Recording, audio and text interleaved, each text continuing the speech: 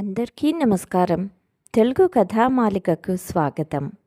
మొదటిసారి నా ఛానల్ చూస్తున్న వాళ్ళు తప్పకుండా సబ్స్క్రైబ్ చేసుకోండి. ఈనాటి మన కథ కలియుగ సంతానం. ఈరోజు రామచంద్రం గారు ఇంటి వరండాలో కుర్చీలో కూర్చొని కళ్ళు మూసుకొని సూర్యాస్తమయ చల్లని గాలిని ఆస్వాదిస్తున్నారు. అకస్మాత్తుగా అతనికి మధురమైన సువాసన రావటంతో కళ్ళు తెరిచి చూసేసరికి ఘుమఘుమలాడే పకోడీలు అంటూ రామచంద్రన్ గారి శ్రీమతి సరోజా గారు ఎదురుగా నిలబడి ఉన్నారు. తనకిష్టమైన పకోడీలను చూసి, నీకెలా తెలిసింది ఈ క్షణంలో నాకు పకోడీలు తినాలని ఉందని సరోజను అడిగారు శ్రీవారు. మన వివాహమయ్యి 35 సంవత్సరాలయ్యింది. మీ యొక్క ప్రతి ఆలోచనను నేను పసిగట్టగలను. నిజమే సరోజా, నా గురించి నేను కూడా పట్టించుకోను. నన్ను ప్రతి నిమిషం కనిపెట్టుకుని ఉంటావు. నీకు అలసట రాదా? భర్త చెప్పిన మాటలకి నవ్వుతూ తెచ్చిన పకోడీ ప్లేటును భర్తకు ఇచ్చి ఇంటి లోపలికి వెళ్ళింది సరోజ. తన రోజువారీ కుట్టు పనిని మరియు ఎంబ్రాయిడరీ పనిలో నిమగ్నమయ్యింది. ఇంతలో రామచంద్రం గారు గట్టిగా భార్యకు వినపడేలా, సరోజా, గుర్తు ఉంది కదా, మరో 2 రోజుల్లో నా రిటైర్మెంట్ అంటూ ఇంటి లోపలికి వచ్చి చూశారు. ఓహో సరోజ, మళ్ళీ మొదలుపెట్టావా? నేను నా ఉద్యోగం నుండి రిటైర్డ్ అవ్వబోతున్నాను. అలాగే నువ్వు కూడా ఈ కుట్టు మిషన్ పనుల నుండి రిటైర్డ్ అవ్వాలి అన్నారు. అది కాదండి, కేవలం 2 ఆర్డర్లు మాత్రమే మిగిలి ఉన్నాయి. అవి చేసేస్తే అయిపోతుంది అన్నది సరోజ. చూడు సరోజ, భగవంతుడి దయ వలన మనకు డబ్బుకు లోటు లేదు. అలాగే ప్రతి నెల షాప్ అద్దె కూడా వస్తుంది. ఇప్పుడు నాకు దాదాపు రిటైర్మెంట్ ద్వారా 40 లక్షల రూపాయలు వస్తాయి. ప్రతి నెల పింఛన్ కూడా వస్తుంది. మిగిలిన జీవితమంతా హాయిగా గడపవచ్చు. ఎన్ని రోజులు ఈ తీరికలేని జీవితం ఎలా గడిచిపోయిందో నాకు తెలియదు. 3 పిల్లల బాధ్యతలు పూర్తయ్యాయి. ఇక ఇప్పుడు హాయిగా జీవితాన్ని గడపాలని అనుకుంటున్నాను అని రామచంద్ర గారు అన్నారు. రామచంద్ర గారు మరియు అతని భార్య మాట్లాడుతుండగా ఫోన్ మోగింది.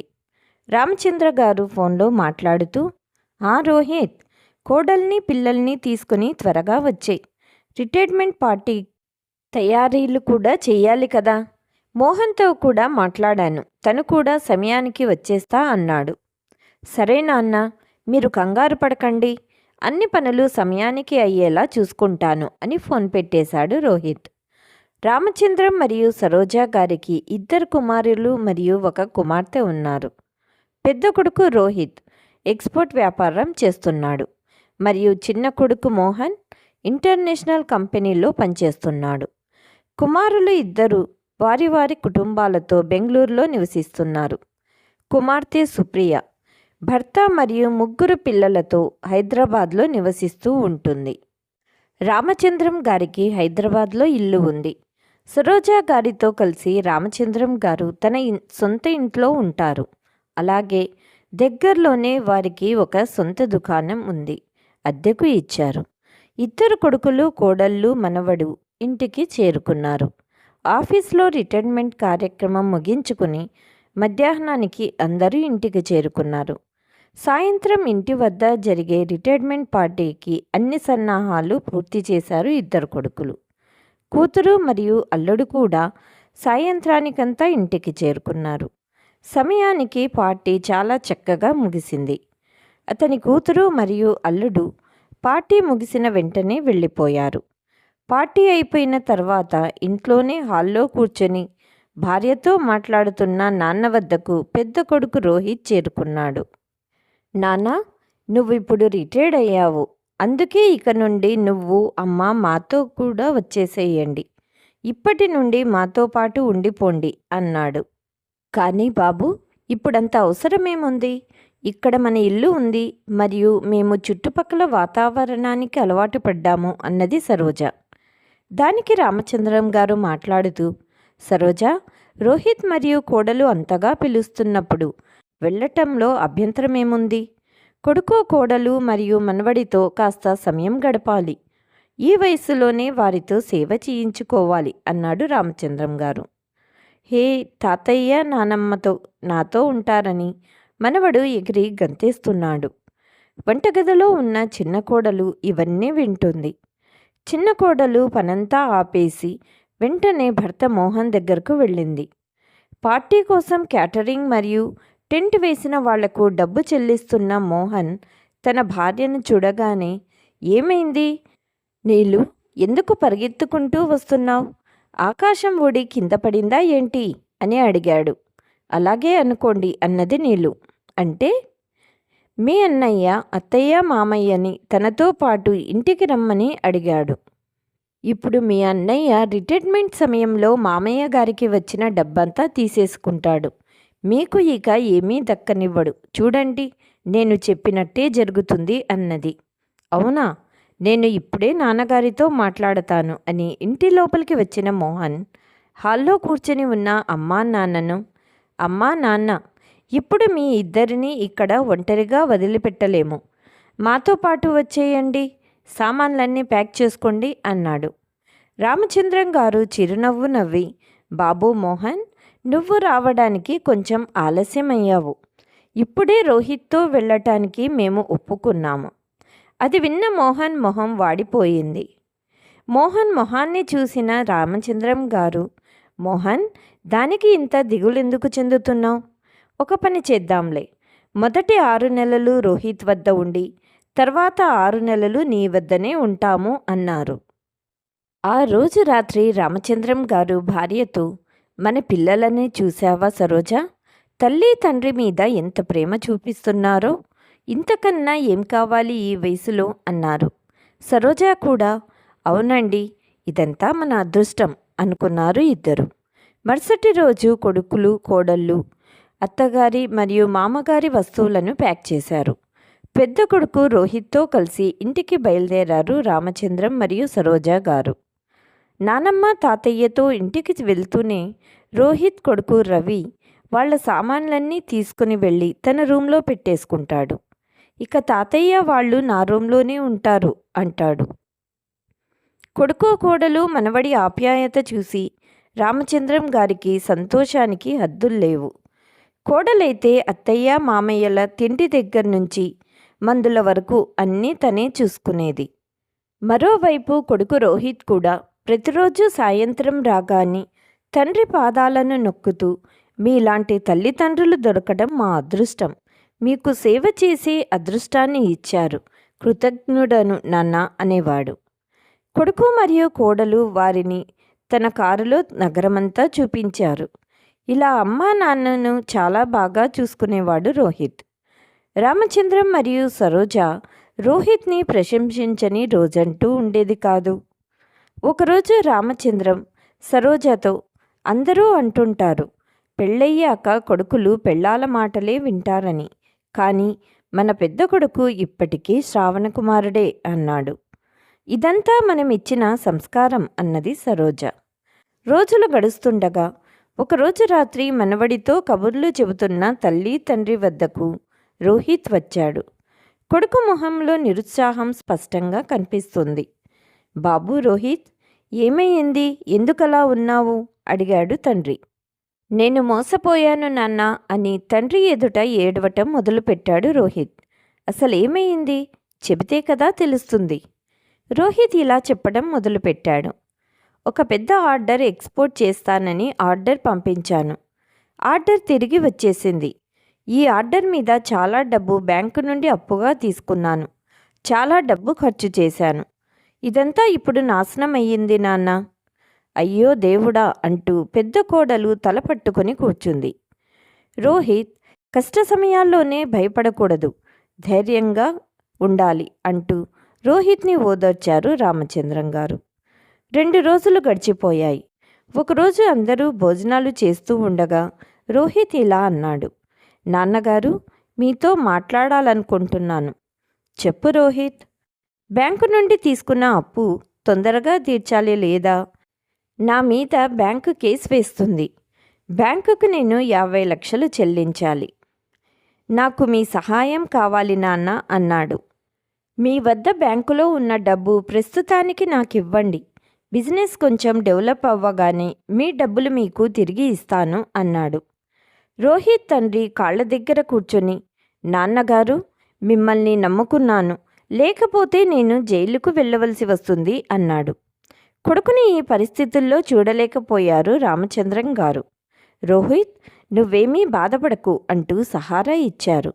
రిటైర్మెంట్ డబ్బు మరియు బ్యాంకులో జమ చేసుకున్న డబ్బు మొత్తం కలిపి 50 లక్షలు ఉంటాయి.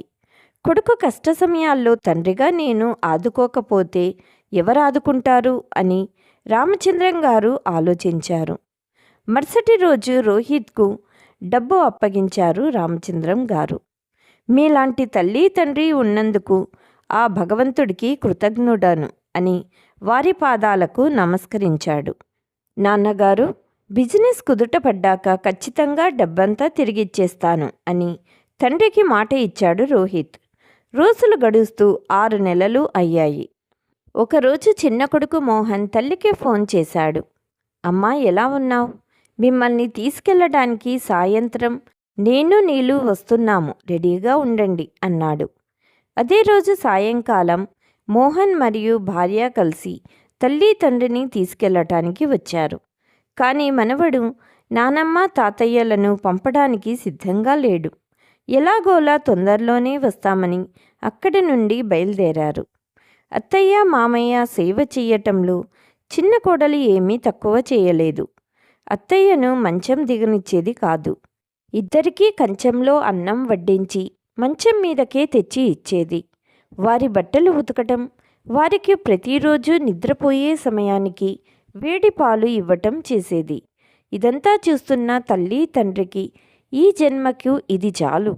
2 కొడుకులు కోడళ్ళు మమ్మల్ని ఎంత బాగా చూసుకుంటున్నారు అనుకునేవారు. ఒకరోజు చిన్న కోడలు చెప్పటంతో మోహన్ తన తండ్రితో ఇలా అన్నాడు. నాన్నగారు, మీకు తెలుసు కదా, నేను ఫ్లాట్ బ్యాంకులో అప్పు తీసుకొని కొన్నాను. నా జీతం ఇంటి ఖర్చులకే సరిపోతుంది. మీరు కాస్త సహాయం చేశారంటే బ్యాంకు లోన్ తీర్చేస్తాను. అదే నాన్న, మీ రిటైర్మెంట్ డబ్బులు బ్యాంకులో ఉన్నాయి కదా అన్నాడు.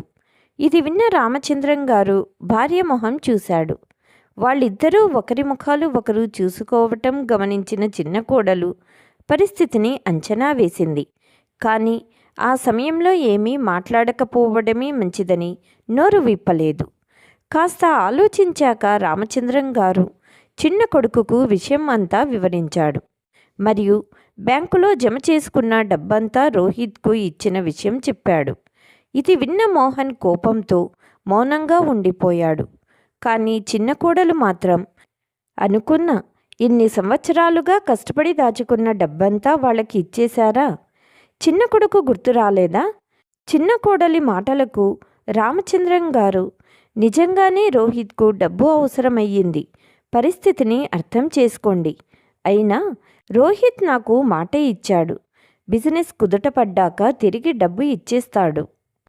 కాలమే సమాధానం చెబుతుంది నాన్నగారు అని మోహన్ అక్కడి నుండి వెళ్ళిపోయాడు. చిన్న కోడలు కూడా కోపంగా వంటింట్లోకి వెళ్ళిపోయింది. ఈ విషయం జరిగిన తర్వాత రామచంద్రం గారు సరోజతో రోహిత్కు డబ్బు ఇచ్చి తప్పు చేశానా అన్నాడు. ఆ రోజు నుండి కోడలి ప్రవర్తన మారింది. అత్తామామలను చూసుకునే తీరులో చాలా మార్పు వచ్చింది. అన్నం వండేసి టేబుల్ మీద పెట్టేసేది. టీ కాఫీ అలాంటివి అసలు ఇచ్చేదే కాదు. వారానికి 2-3 సార్లు ఫోన్ చేసే రోహిత్ అసలు ఫోన్ చేయటం మానేశాడు. రామచంద్రం గారు రోజు కొడుకు ఫోన్ కోసం ఎదురు చూసేవారు. ఏ రోజైనా రోహిత్ ఫోన్ చేసి డబ్బు తిరిగి ఇచ్చేస్తాడని. 2 నెలలైనా రోహిత్ ఫోన్ చేయలేదు.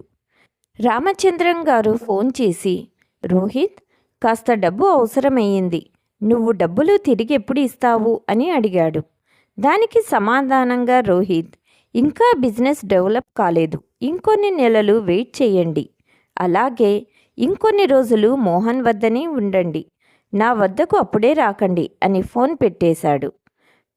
చూస్తూనే రోజులు గడిచిపోయాయి. రోహిత్ ఫోన్ చేసి మాట్లాడేవాడు కాదు. డబ్బులు ఇవ్వలేదు. తల్లి తండ్రిని తీసుకెళ్ళలేదు. ఇక ఎన్ని రోజులు వేచి చూడాలి అని ఒకరోజు రోహిత్ ఇంటికి వెళ్ళాడు రామచంద్రం గారు.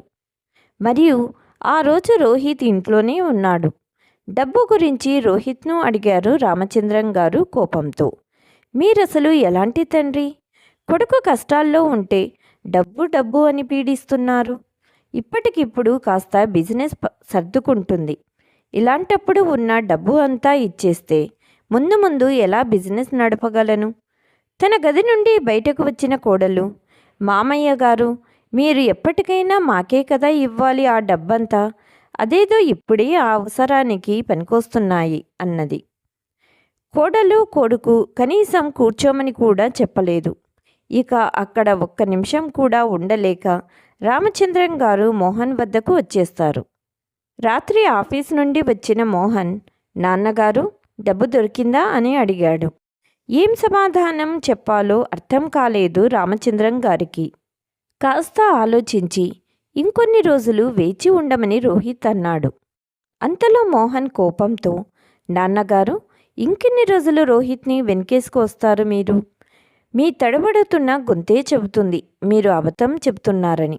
ఇదంతా అన్నయ్య నాటకమని నాకు తెలుసు. ఇదంతా వింటున్న చిన్న కోడలు, మామయ్య గారు, ఇంత అన్యాయమా? తల్లి తండ్రి అయి ఉండి ఇద్దరు కొడుకుల మధ్య ఇంత వ్యత్యాసం చూపుతున్నారు అన్నది. ఇది విన్న రామచంద్రం గారికి ఏదో అపరాధం చేశాను అనే భావన మొదలయ్యింది. అలా కాదమ్మా, ఇద్దరు కొడుకులు నాకు సమానమే అన్నారు. అయితే ఊరిలో మీ పేరు మీద ఉన్న షాప్ నా పేరు మీదకి మార్చండి అన్నాడు మోహన్. ఇదేంటి మోహన్ ఇలా మాట్లాడుతున్నాడు? ఇలాంటి రోజు చూడవలసి వస్తుందనుకోలేదు.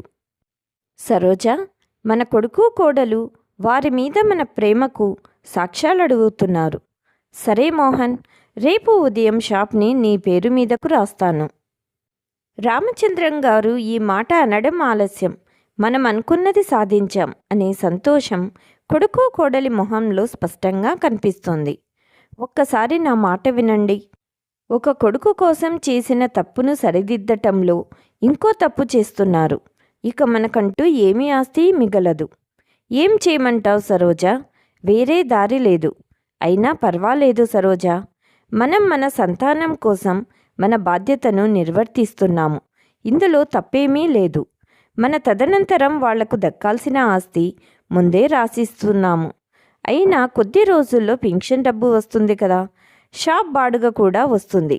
అది చాలదా మనము సంతోషంగా ఉండటానికి అన్నాడు భార్యను సముదాయిస్తూ. కొద్ది రోజులు గడిచినా ఇంకా షాపు బాడుగ రాలేదు రామచంద్రం గారికి. రామచంద్రం గారు అద్దెదారునికి ఫోన్ చేసి అడిగారు. అతను బాడుగను ఎప్పుడో వేసేశాను కదా అన్నాడు. నా ఖాతాలో డబ్బు పడలేదు, ఎవరికిచ్చావు అన్నారు. కొత్త యజమాని మోహన్ గారికే ఇచ్చాను అన్నాడు. ఒకరోజు మోహన్ ఫోన్ చేసి ఇప్పుడు షాపు నా పేరున మార్చబడింది అని బాడుగను తన ఖాతాలో వేయమని చెప్పారు అన్నాడు. ఇది విన్న రామచంద్రం గారు మౌనంగా ఉండిపోయారు. రామచంద్రం గారితో సరోజ, ఇంట్లో ఉన్న మనతో సరిగా మాట్లాడట్లేదు కొడుకు, మన ఇంటికి వెళ్దామండి అన్నది. చుట్టుపక్కల అందరితో చెప్పి వచ్చాము, ఇక మా కొడుకుల వద్దనే ఉండిపోతామని. అలాంటప్పుడు ఇంటికి వెళితే అందరూ ఏమనుకుంటారు అన్నాడు రామచంద్రం గారు. ఇంతలో కూతురు ఫోన్ చేసి, అమ్మా, పెళ్లి రోజు శుభాకాంక్షలని చెప్పింది. సుప్రియ, మేము మర్చిపోయాము, ఈరోజు మా పెళ్లి రోజు అని. చాలా సంతోషం, ఇప్పుడే మీ నాన్నగారు నేను దేవాలయానికి వెళ్తాము అన్నది. దేవాలయానికి ఇద్దరూ సంతోషంగా బయలుదేరారు. గడిచిపోయిన రోజులన్నీ గుర్తు చేసుకుంటూ ఇద్దరు కాసేపు దేవాలయంలోనే గడిపారు. ఇంటికి బయలుదేరటానికి మెట్లు దిగుతుండగా రామచంద్రన్ గారు జారిపడిపోయారు. దెబ్బ తలకు తగలటంతో ఎమర్జెన్సీ వార్డులో చికిత్స చేయవలసి వచ్చింది.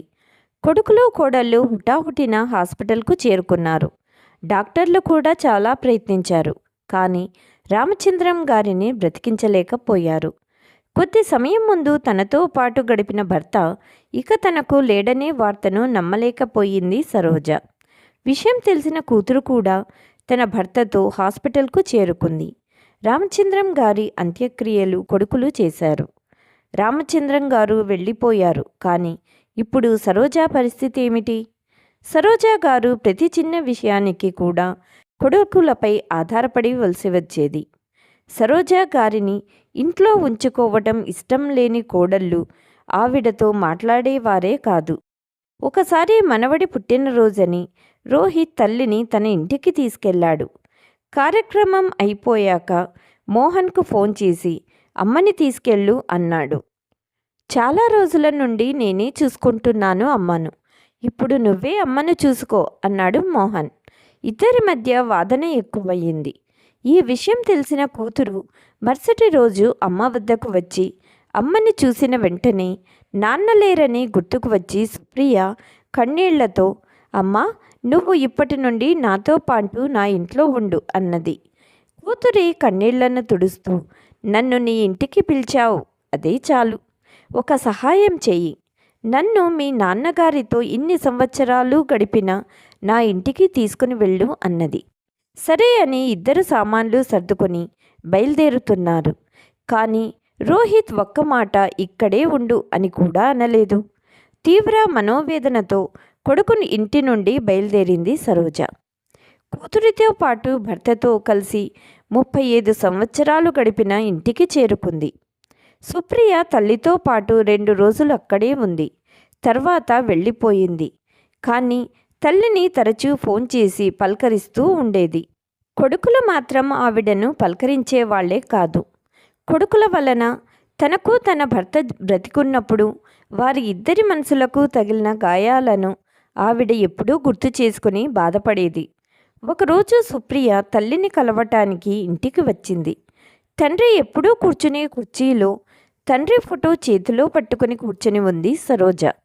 అమ్మా, ఈ వేళ నిన్ను చూడాలనిపించింది, అందుకే చెప్పకుండా బయలుదేరి వచ్చాను. కానీ ఇంత మాట్లాడుతున్న ఎటువంటి చలనం లేని అమ్మను చూసి, ఓ అమ్మ, ఆలోచనల నుండి బయటికి రా అని తల్లి చేతిని కదిపింది. సరోజ కుర్చీలో నుండి కింద పడిపోయింది. ఈరోజు ఒక తల్లి తండ్రి ప్రపంచం చేతిలో కాదు, వాళ్ళ కొడుకుల చేతిలోనే ఓడిపోయారు. ఇదండి ఈనాటి మన కథ. కథ మీకు నచ్చినట్లయితే please like, share and subscribe my channel. Thank you.